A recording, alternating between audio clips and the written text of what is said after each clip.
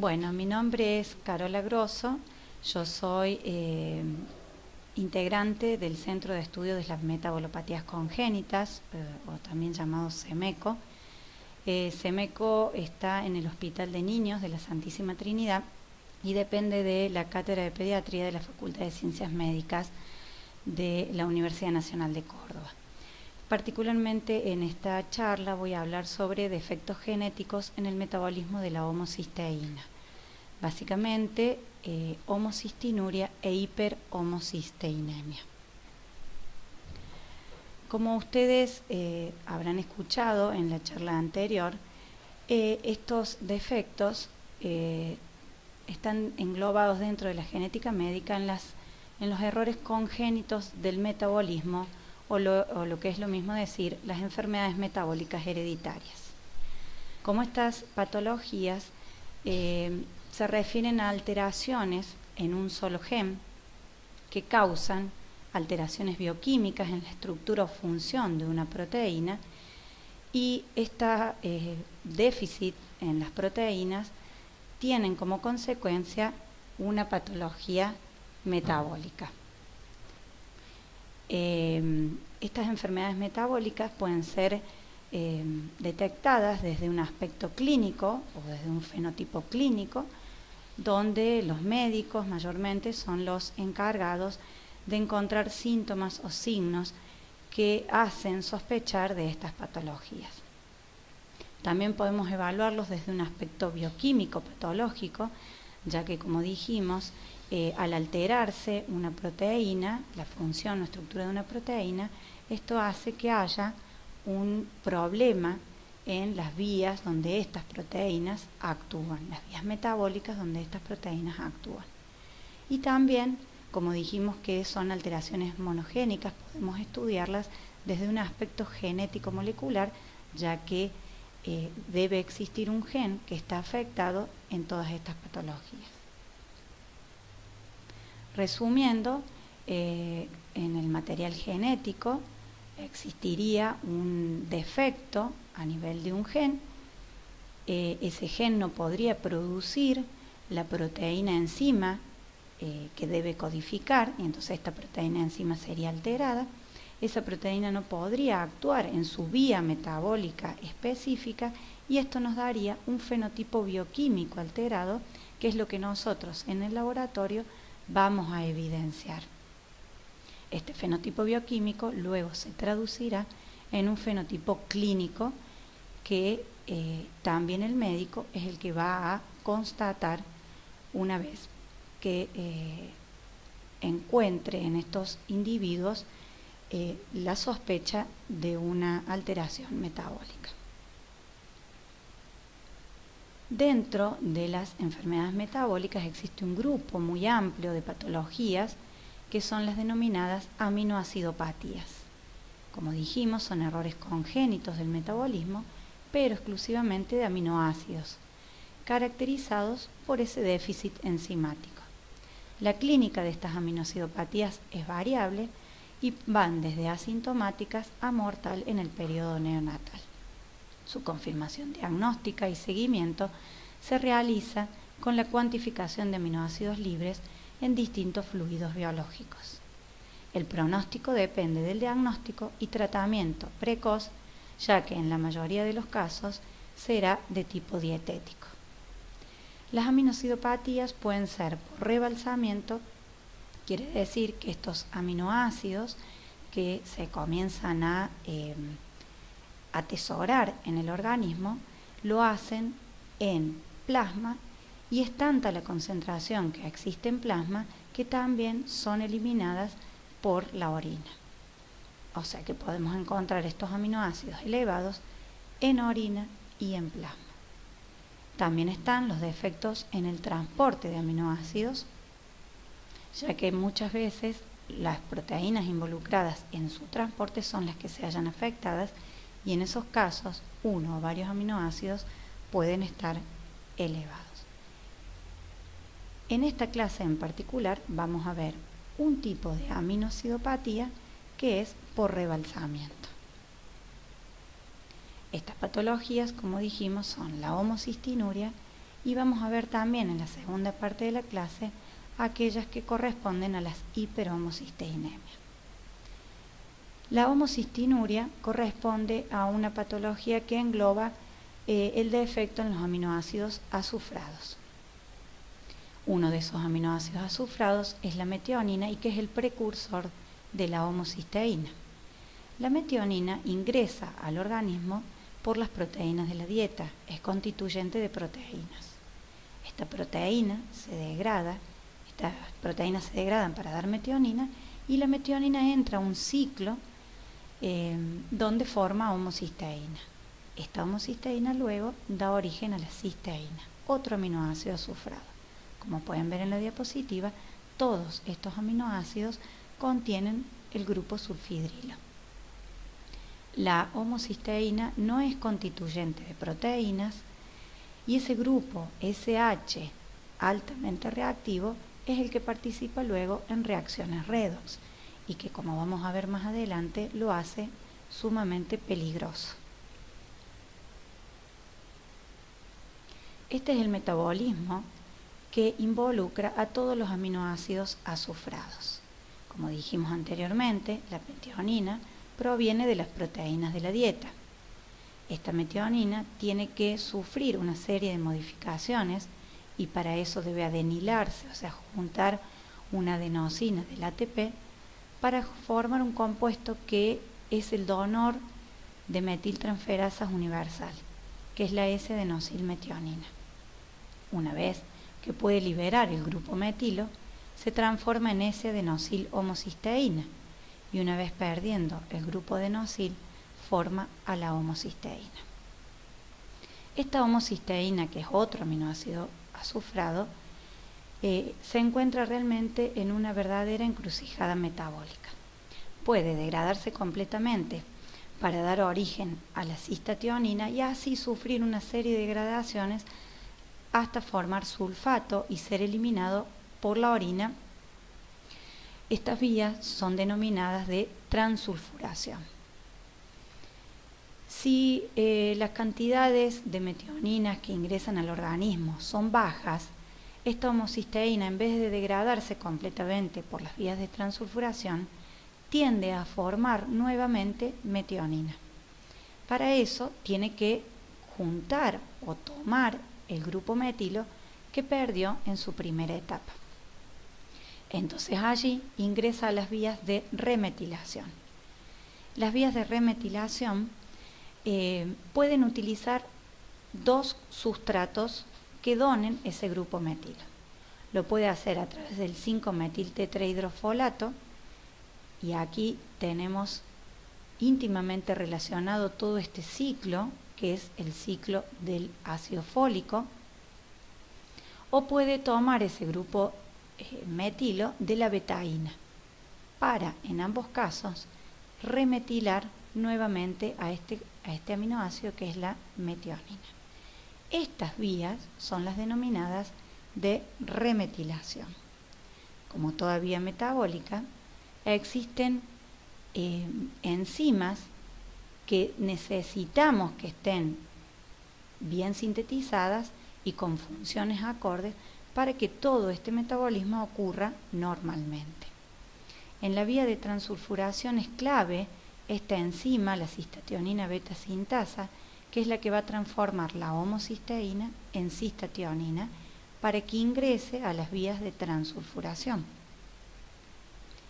En las vías de remetilación existe esta enzima que es la metionina sintasa para que pueda ocurrir la transferencia del grupo metilo del tetrahidrofolato a la homocisteína para dar metionina.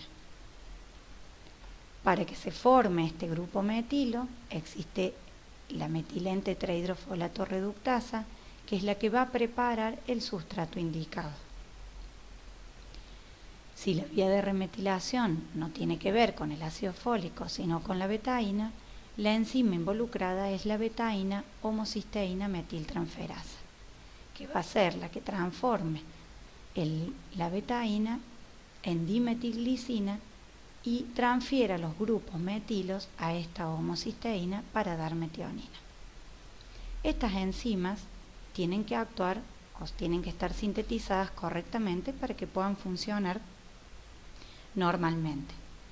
Pero este metabolismo está íntimamente relacionado con distintos cofactores vitamínicos, a saber, la cistationina beta sintasa utiliza del piridoxal fosfato para su buen funcionamiento, la metionina sintasa utiliza cianometilcobalamina o vitamina B12, la metilente tetrahidrofolato reductasa utiliza vitamina B2 y por supuesto que para que todo esto ocurra necesitamos del aporte del ácido fólico que proviene de los nutrientes para que este ciclo actúe normalmente.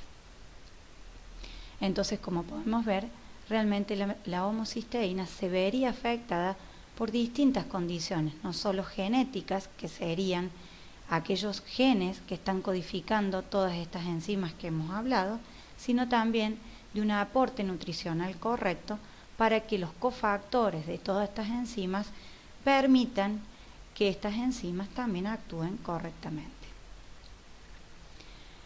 Cuando nosotros medimos homocisteína, nos vamos a quedar un poquito en esta diapositiva, en esta zona, donde podemos ver que esta homocisteína se encuentra en distintas formas cuando yo la mido en sangre. Acá tenemos que mayormente se encuentra unida a proteínas, otro tanto lo hace unida con ella misma para formar homocistina o disulfuros como homocisteína, cisteína, y tan solo el 1% se encuentra en forma libre.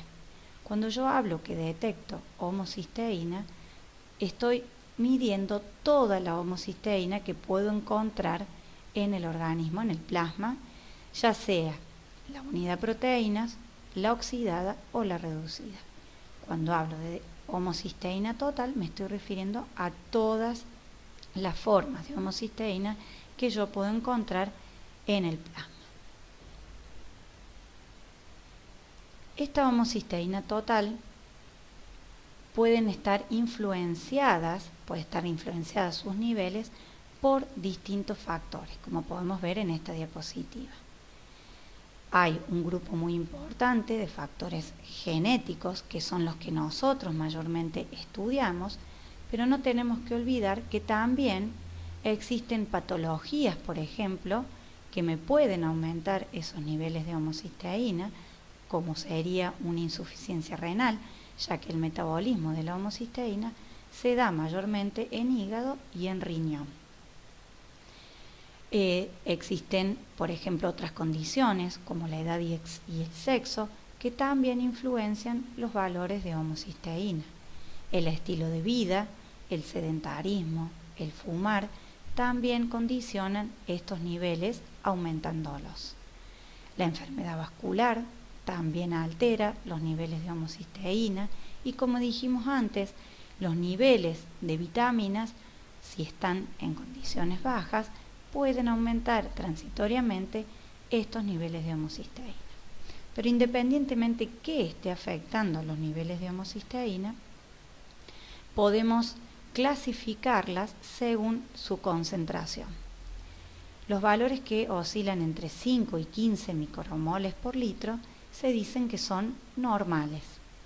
Cuando estos niveles se elevan entre 16 y 100 micromoles por litro, estamos en presencia de una hiperhomocisteinemia moderada. Cuando los valores superan los 100 micromoles por litro, ya estamos en presencia de una hiperhomocisteinemia, pero de tipo severa.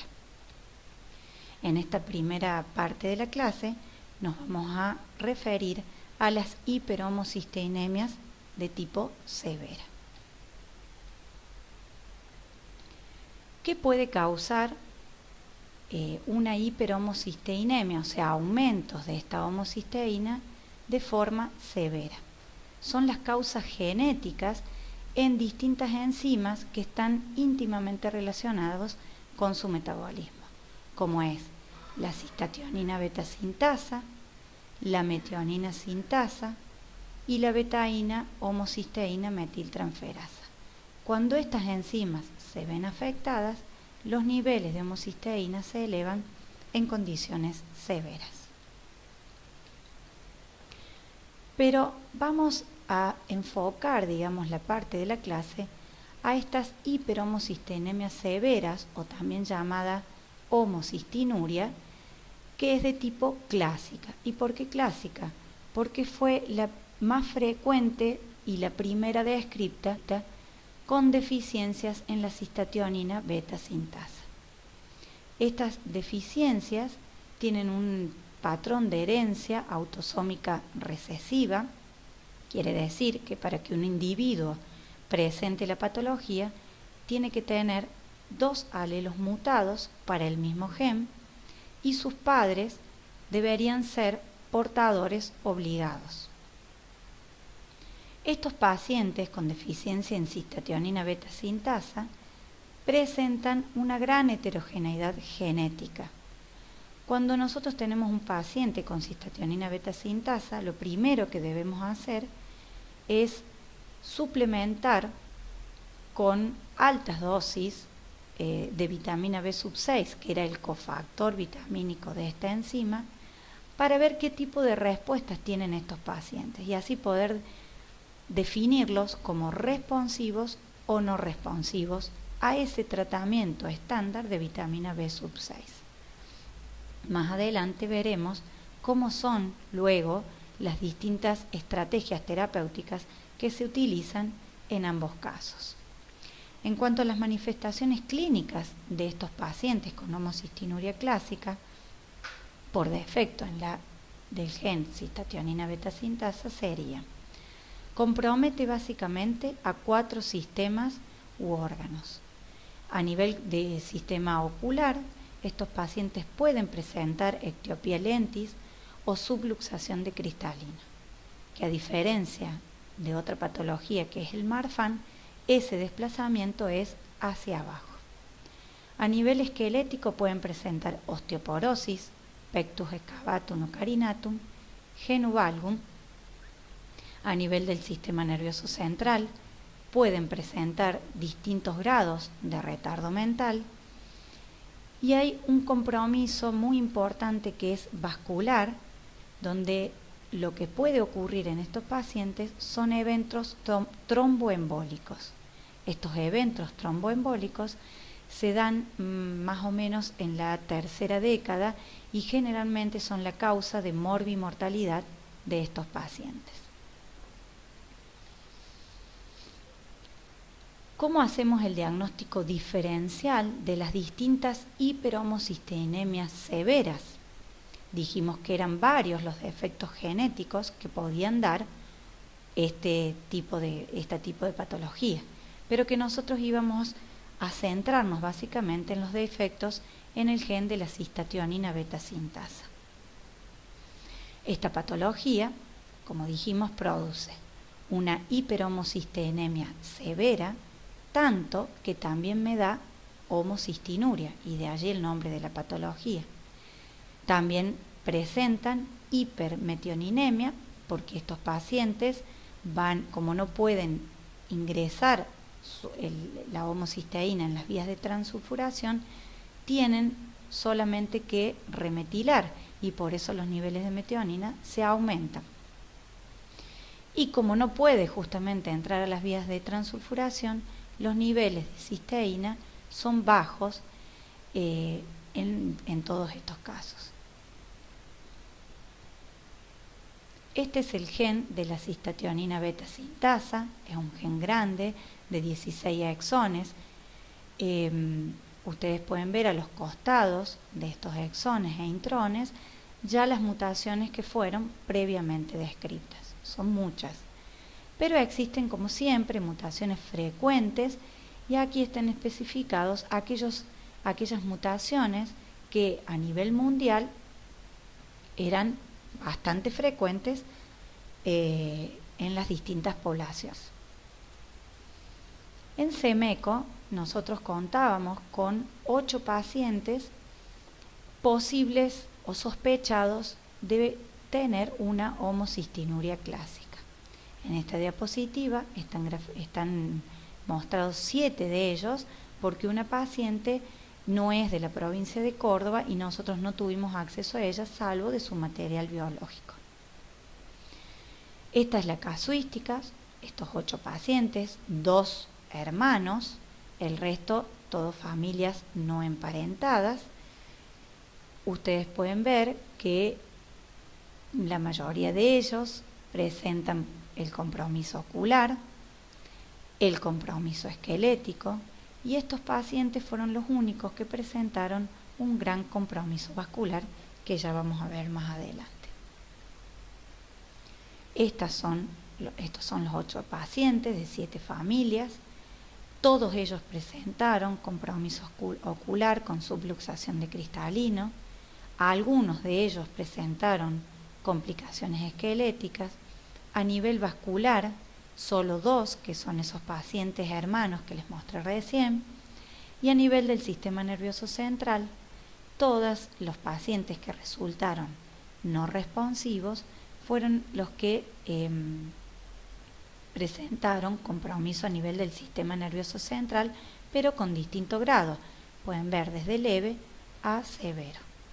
Y pacientes que fueron responsivos no presentaron ningún tipo de compromiso a nivel del sistema nervioso vascular, ni central ni esquelético, solamente presentaron a nivel del sistema ocular.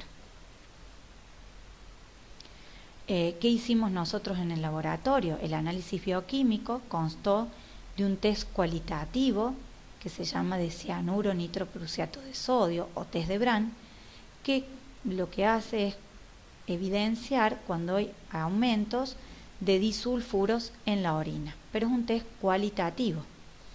A nivel ya cuantificado, hicimos la determinación de homocisteína plasmática total en estado de ayuno y se midieron aminoácidos plasmáticos. Luego de confirmar a nivel bioquímico esta alteración, pasamos al análisis molecular, evidenciando las mutaciones a nivel del gen de la cistationina beta sintasa, causal de esta patología. Como pueden ver en esta diapositiva, de los 8 pacientes, todos presentaron niveles de homocisteína por encima de los 100 micromol por litro, a excepción del paciente 1 y 6, que estos valores corresponden luego del tratamiento específico. Por eso sus niveles no están tan elevados como el resto de los pacientes.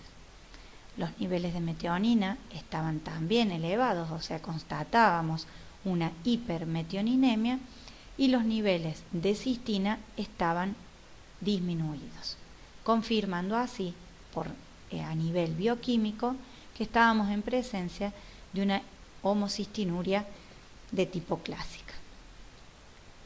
Pasamos a un segundo nivel, como les comentaba anteriormente, que es el análisis molecular, ya que en nuestro laboratorio el análisis enzimático de la enzima propiamente dicha no se puede hacer por razones metodológicas. Entonces, directamente analizamos el gen en cuestión. Como ven, hemos podido evidenciar en todos los pacientes las mutaciones que correspondían al gen cistationina beta sintasa. Muchas de ellas fueron de tipo ya descriptas, o sea que se conocía de estas mutaciones previamente, y todas las que están en la parte inferior del gráfico son mutaciones que encontramos por primera vez y exclusivamente en nuestros pacientes. En esta otra diapositiva ya presentamos cada uno de los pacientes y cómo se encuentra, digamos, en sus 2 alelos estas mutaciones. Como ven, todos los pacientes pudieron ser identificados en ambos alelos. Las que están en color gris corresponden a mutaciones previamente descritas y las azules son las noveles o no previamente descritas. Lo que pudimos hacer es confirmar el primer caso en Sudamérica con esta mutación que, como indiqué anteriormente, era de las previamente más frecuentes a nivel mundial, y pudimos confirmar una correlación genotipo-fenotipo donde este estado de homocigosis de esta mutación confiere a la paciente ser no responsiva a la vitamina B6, pero tener un fenotipo leve a moderado. El resto de las mutaciones no correspondieron con los estudios, con los foráneamente encontrados. O sea que nosotros no pudimos encontrar una correlación fenotipo-genotipo exacta. Independientemente de cuál sea la mutación que causa esta patología en estos individuos, lo más complicado que una vez que nosotros podemos definir al paciente en cuanto a su diagnóstico, es la estrategia terapéutica que vamos a utilizar en cada uno de los casos. En este primer ítem dice aumentar la actividad enzimática residual, y eso es lo que hacemos ni bien podemos constatar de que estamos en presencia de una homocistinuria, que es instaurar altas dosis de vitamina B6 para ver cómo responde. En el caso de que sea responsivo a este cofactor, el paciente disminuye sus niveles de homocisteína hasta casi valores normales. Por ende, es el que tiene un mejor manejo terapéutico, porque acá lo importante es poder disminuir este tóxico que es la homocisteína, porque es altamente reactivo, sobre todo a nivel vascular. Entonces, estos pacientes obviamente que tienen muchísimo menos riesgo porque ellos responden completamente al tratamiento disminuyendo sus valores de homocisteína. Pero ¿qué pasa con aquellos pacientes que son no responsivos a la B6? O sea, cuando uno le da estas dosis altas, ellos responden parcialmente porque sus niveles quedan todavía por encima de los 100 micromoles por litro, que es muy, muy tóxico para el organismo. Entonces instauramos una terapeuta dietética, que sería reducir las sustancias que están en exceso y suplementar las deficientes. ¿Cómo reducimos las sustancias en exceso? Dijimos que la metionina proviene de las proteínas de la dieta. Entonces nosotros lo que hacemos es dar una dieta reducida en metionina, para que justamente no llegue tanto precursor a formar luego homocisteína. Y suplementamos las deficientes porque la cisteína no se está formando y entonces este aminoácido pasa a convertirse en un aminoácido esencial para estos organismos. Entonces suplementamos con cisteína. Luego podemos trabajar sobre las vías alternativas para eliminar sustancias tóxicas y en este caso sería aprovechar que estos organismos tienen las vías de remetilación sin problemas y se suele dar betaína para estimular la vía de remetilación que utiliza betaína, homocisteína, metiltransferasa, que habitualmente los organismos no utilizan en tanta cuantía, pero para estos individuos con homocistinuria es fundamental. Entonces nosotros damos betaína y ellos con esto mejoran o pueden remetilar más fácilmente la homocisteína, disminuyendo sus concentraciones tóxicas. Y en cuanto a las medidas terapéuticas adicionales, se refiere a la incorporación, por ejemplo, de aspirina para reducir los riesgos potenciales de vasculopatías. Entonces, con todas estas estrategias, tratamos de llevar a estos pacientes a siempre disminuir, o sea, el objetivo que tenemos principal es disminuir los niveles de homocisteína casi a niveles normales. Es muy difícil, ya que muchas veces la terapéutica dietética no resulta en todos los individuos y además la metionina es un componente mayoritario en todo lo que son carnes. Nuestra población es mayormente consumidora de mucha proteína y entonces son a veces muy difíciles estos chicos para que entiendan que tienen que consumir, prácticamente no consumir este tipo de alimentos. Pero bueno, de alguna forma vamos suplementando, primero probamos con la dieta, suplementamos con B6 y finalmente trabajamos con la betaína para así llevarlos a un nivel mucho mejor. No obstante todo esto, muchas veces no tenemos la respuesta que desearíamos, pero bueno, hasta ahora en nuestros pacientes, ellos, si bien tienen valores por encima de 100 micromoles por litro, no han presentado mayores complicaciones vasculares, que es el mayor problema que podemos tener en ellos. Así que por ahora, con estas medidas, podemos llevar a los chicos bastante bien en su tratamiento.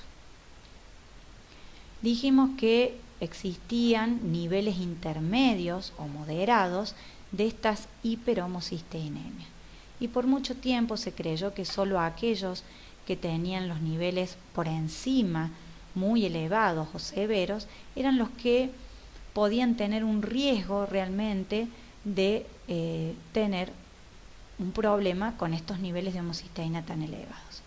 Y un poco se creyó entonces que entre los 16 y 100 micromoles por litro no tenían mayores inconvenientes.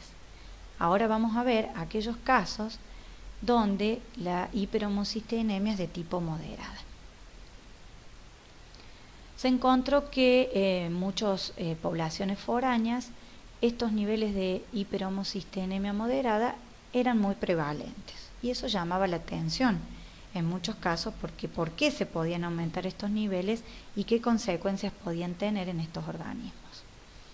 Luego se lo asoció a estas hiperhomocisteinemia como un factor de riesgo para distintas enfermedades, entre ellas las vasculopatías, de las cuales ya hablamos hasta ahora, pero también en defectos del nacimiento, en desórdenes neurodegenerativos, en distintos tipos de cáncer, en complicaciones del embarazo o la fertilidad, en otras anomalías congénitas también. ¿Y qué podía producir estas hiperhomocisteínemias de tipo moderados? Se encontraron que habían polimorfismos genéticos que podían explicar esos aumentos de las homocisteínas. Con el proyecto del genoma humano en el 1990, cuando se secuenció todo el genoma humano, se encontraron que había muchos polimorfismos genéticos. ¿Qué significaba esto? Eran diferencias en la secuencia del ADN entre individuos, también en grupos o poblaciones, que contribuían simplemente a la diversidad que existía entre estos organismos. Se habló también de SNP, o de la sigla Single Nucleotide Polymorphism, que significa polimorfismos de un simple nucleótido. Ese cambio de un nucleótido por otro, en la mayoría, que podían ser missense o silentes, podían afectar a la función proteica. Y no era la excepción los genes que estaban involucrados en el metabolismo de la homocisteína, estos que veníamos viendo, la 5,10-metilente-trihidrofolato reductasa, la cistationina beta-sintasa, la metionina sintasa, todas estas enzimas de este metabolismo también se encontraron polimorfismos, y estos polimorfismos podían o no explicar en cierta forma los niveles de homocisteína alterados. Este polimorfismo en el gen de la metilente trihidrofolato reductasa fue como un paradigma en todo el estudio de estas patologías. Este polimorfismo genera un cambio de aminoácido por otro en la posición 222 de la proteína. Esta enzima que se genera con este polimorfismo tiene una actividad de un 35 a 50% con respecto a los valores controles. Es denominada también enzima termolábil. Y este polimorfismo generaba hiperhomocisteinemia moderada cuando los niveles de ácido fólico estaban disminuidos. Se encontró este polimorfismo en diferentes poblaciones y en diferentes porcentajes, pero lo que llamaba la atención era que había algunas poblaciones, como por ejemplo las italianas o las españolas, que tenían una alta frecuencia de este polimorfismo en su población. El primero que propone a la homocisteína como un metabolito transgresor fue Kilmer McCulley, donde él trabajaba con pacientes homocistinúricos y describe por primera vez la patología vascular en estos pacientes. Entonces, él pensó, los incrementos de esta homocisteína, que están asociados con arteriosclerosis, ¿también harán algún problema cuando no están en dosis tan altas como en los homocistinúricos, sino en aquellos pacientes que tienen niveles altos, pero de forma moderada? Y a partir de allí fue una revolución el estudio de la homocisteína en distintas poblaciones y en distintas condiciones, porque podía explicar mucho de estas vasculopatías que se encuentran en alta frecuencia en distintas poblaciones. Entonces se lo asoció como factor de riesgo para la enfermedad vascular. Se sabía que esta hiperhomocisteinemia era muy variable en distintas poblaciones de enfermos vasculares, que ya estaba asociado como un factor de riesgo independiente a los otros ya establecidos, llámese hipercolesterolemia, hipertrigliceridemia o fumar. Había esta hiperhomocisteinemia, se la asociaba con enfermedad arterial y venosa, era predictiva de trombosis y de eventos cardiovasculares agudos, y si bien existen muchas teorías de cómo esta homocisteína actúa asociada a la enfermedad vascular, todavía existen muchos mecanismos fisiopatogénicos que no están totalmente resueltos. ¿Qué quisimos hacer nosotros en nuestra población? Primero, establecer los rangos referenciales normales que teníamos en nuestra población con respecto a la homocisteína plasmática total. Y una vez establecidos estos rangos, ver si teníamos en nuestra población, podíamos reconocer este polimorfismo en la metilente tetrahidrofolato reductasa tan ampliamente asociado a los niveles de homocisteína. Lo primero entonces que hicimos fue distribuir los niveles controles tanto en adultos como en niños y establecerlos tanto a nivel basal, o sea, sería luego de un ayuno de 12 horas, como eso que dice aquí, postcarga de metionina. La metionina se entrega a estos individuos en una forma estandarizada y observamos la reacción que tienen luego de 4 horas postmetionina. Entonces así podemos estipular los valores basales y postcarga de metionina. En el caso de los niños no se hizo la prueba de sobrecarga porque en algunos casos puede ser un poco invasiva. Entonces solamente instauramos la prueba para adultos. Y pudimos estipular los niveles de corte de 5 a 15 micromoles por litro para el estado basal y de 18 a 28 micromoles por litro en el caso de la sobrecarga con metionina. Cuando estudiamos a nivel molecular la sustitución 677 de la metilente tetrahidrofolato reductasa, pudimos encontrar que era altamente frecuente en nuestra población, con una frecuencia alélica del 35,8%, casi similar como otras poblaciones latinoamericanas, pero bastante distantes, por ejemplo, con las poblaciones de Ecuador o Brasil, que sus porcentajes son bastante menores. Cuando estudiamos el genotipo de estos individuos, todo en la población normal, estudiamos cómo este genotipo podía influenciar sobre los niveles de homocisteína. Pudimos determinar que la prueba de sobrecarga de metionina evidencia, digamos, valores más elevados de homocisteína en aquellos pacientes con la sustitución en homocigosis, o sea, para nosotros el genotipo TT.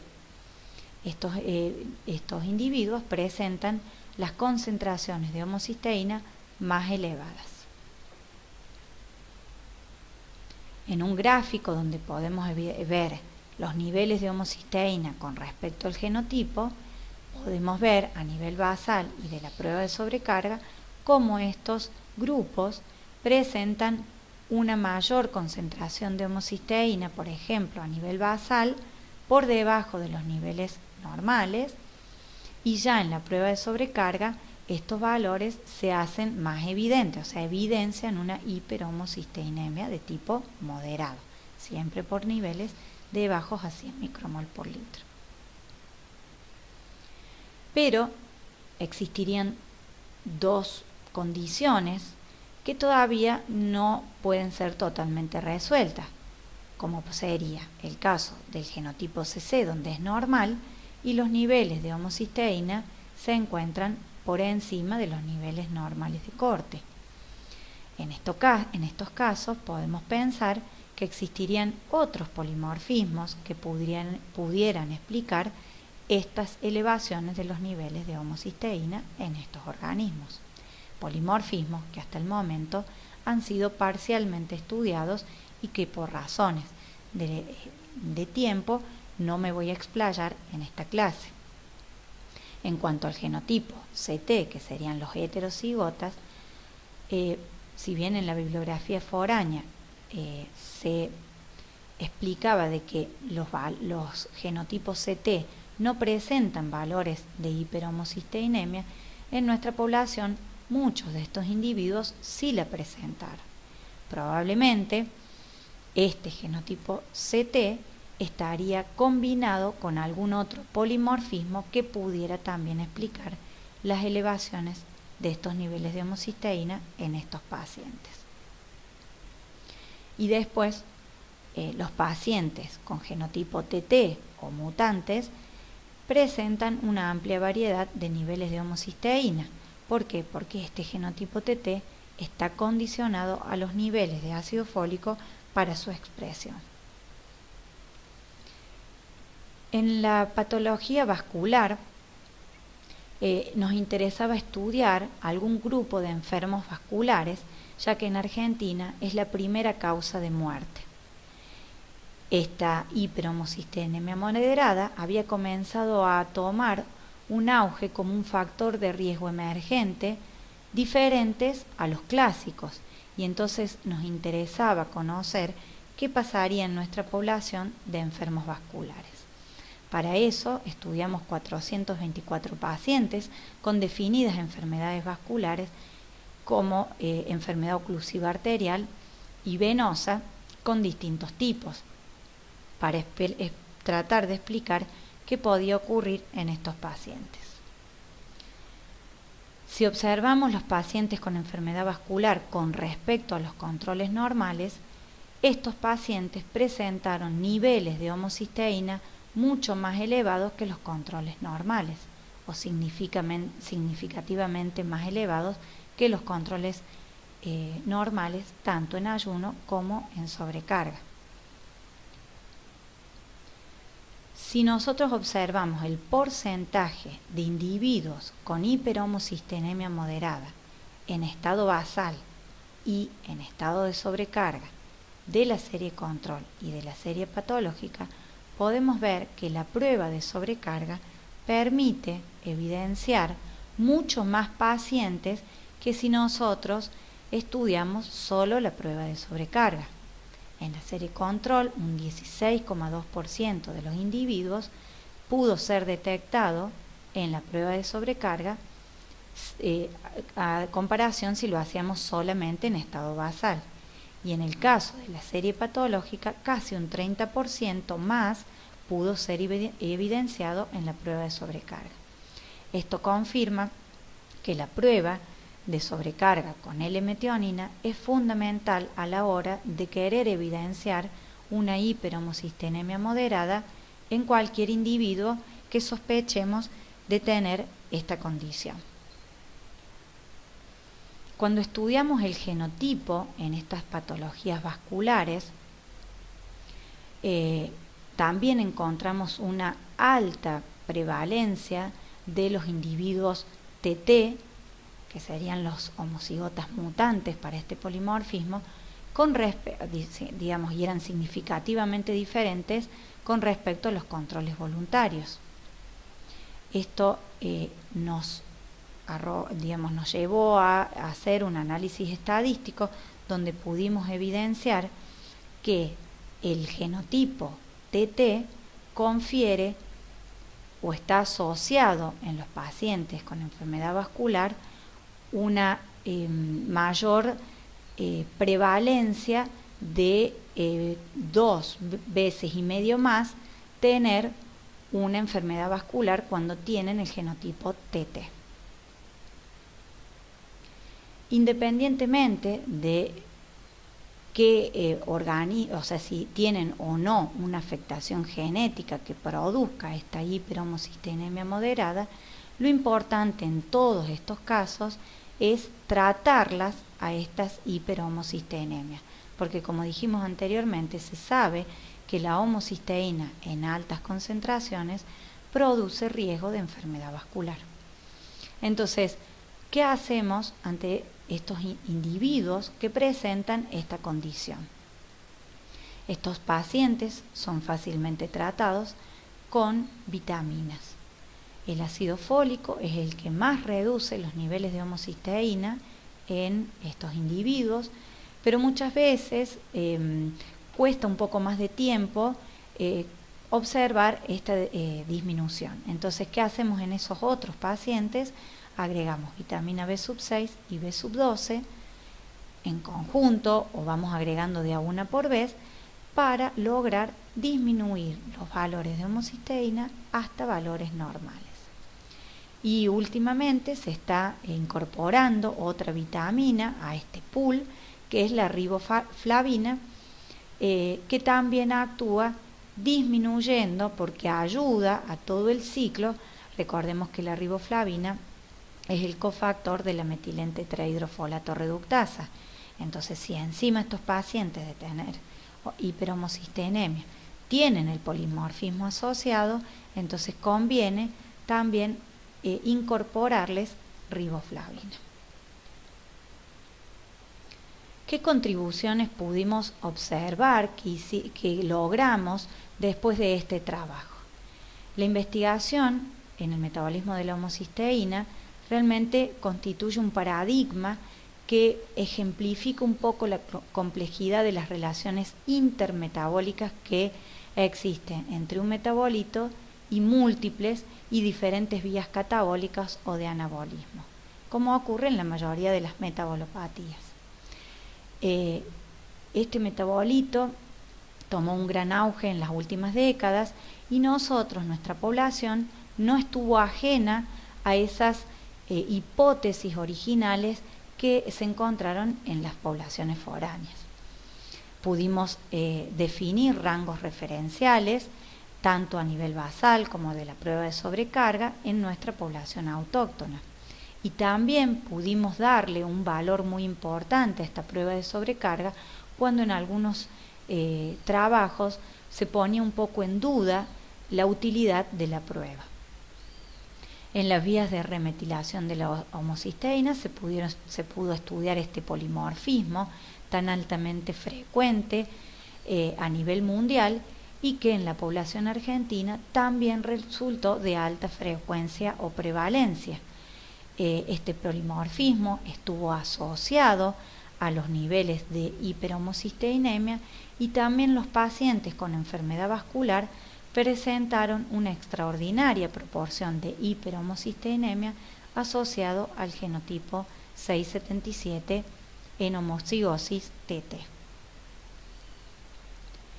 Como corolario de esta charla, algo que nosotros siempre tratamos de llevar a la conciencia de nosotros que estamos en todo esto que es la salud, que es intentar mirar más una medicina individualizada, más predictiva y preventiva, estudiando posibles polimorfismos que puedan en esta individualidad darnos o conferirnos mayor robustez o mayor susceptibilidad a las distintas patologías y que tenemos que estar alertas a la hora de poder dar un tratamiento más justo y preciso a nuestros pacientes, conociendo todos estos factores de asociación, vamos a poder hallar una medicina más individualizada. Hay una inmediata aplicación translacional de esta demanda que nosotros tenemos de forma asistencial para poder llevarlo a una mejor vigilancia de la salud y de la enfermedad.